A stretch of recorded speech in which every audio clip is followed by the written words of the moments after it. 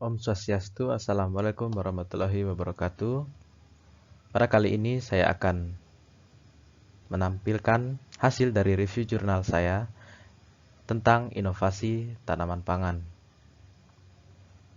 Jurnal pertama dengan judul Can Food Technology Innovation Change the Status of a Food Security Crop? A Review of Cassava Transformation into Bread in Africa.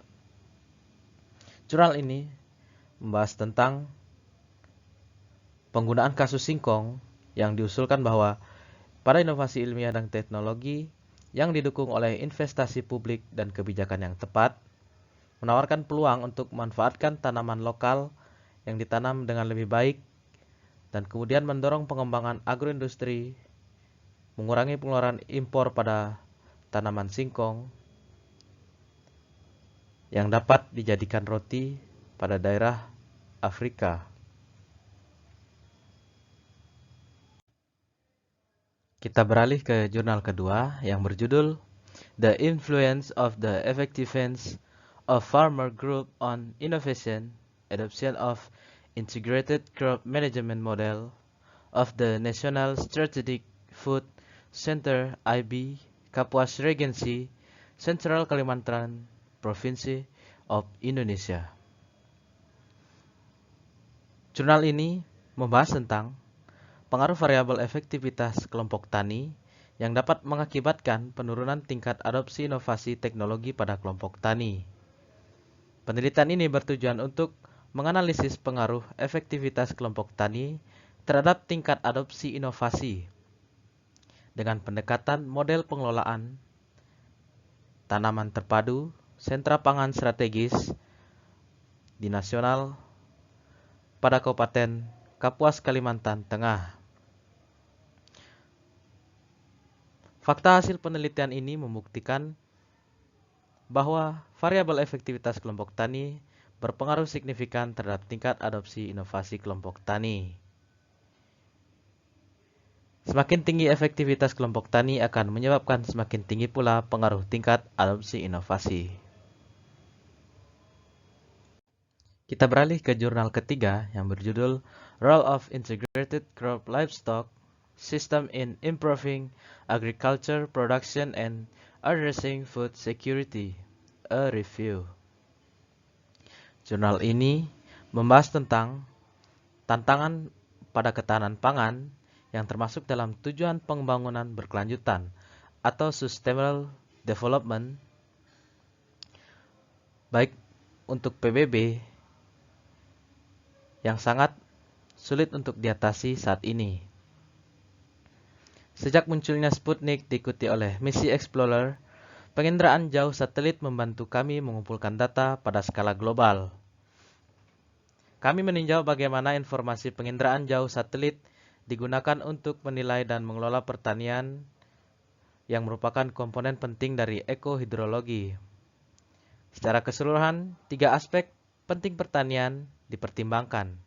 Yang pertama adalah pertumbuhan dan hasil tanaman melalui model empiris, model berbasis fisika, dan asimilasi data dalam model tanaman.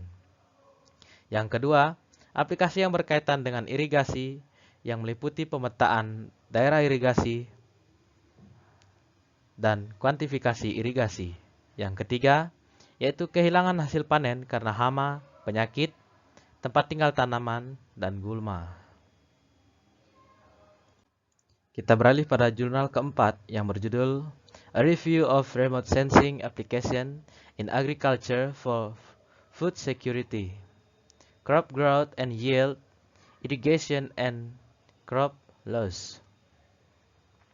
Jurnal ini membahas tentang tinjauan mengenai eksplorasi sifat-sifat dan kontribusi ICLS yang bermanfaat bagi ketahanan pangan, manfaat sosial, ekonomi, ketahanan, dan mengusulkan strategi untuk mengadopsi ICLS di negara-negara yang berpenghasilan rendah, menengah, dan tinggi.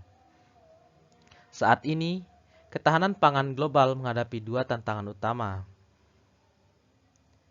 Sehingga, sistem tanam yang terdiversifikasi di ICLS dapat meningkatkan produktivitas, tanaman utama serta meningkatkan ketahanan pangan melalui peningkatan indikator gizi seperti skor konsumsi pangan dan keragaman pola makan rumah tangga terutama untuk rumah tangga pedesaan.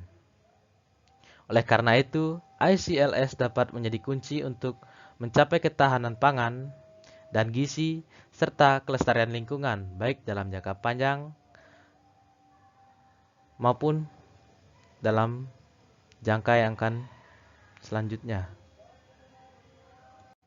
Berikutnya yaitu jurnal kelima yang berjudul Improvement of a Traditional Urban Food Crop, Portulaca oleracea L. Using Genomic for Sustainable Food Security and Climate Resilient Agriculture. Jurnal ini membahas tentang salah satu tanaman biosolin yang sangat penting bagi masa depan. Hanya sedikit penelitian yang mencoba pembedahan genetik dari sifat-sifat pada tanaman biosolin ini. Krokot menjadi tanaman pangan tradisional yang penting di seluruh dunia, dapat dihargai untuk ketahanan pangan yang berkelanjutan di masa depan. Oleh karena itu, tinjauan ini merupakan upaya untuk menyoroti distribusi, domestikasi, dan budidaya krokot dan pentingnya sebagai makanan toleransi yang penting dan juga sebagai tanaman biosalin. Peningkatan tanaman krokot untuk ketahanan pangan dicirikan oleh populasi homogen yang tebal dan padat di alam. Karena adanya jalur fotosintesis di krokot, ia telah menjadi tanaman model penting fakultatif evolusi pada tanaman dan perannya di masa depan untuk ketahanan pangan. Sekian review jurnal kali ini dan terima kasih.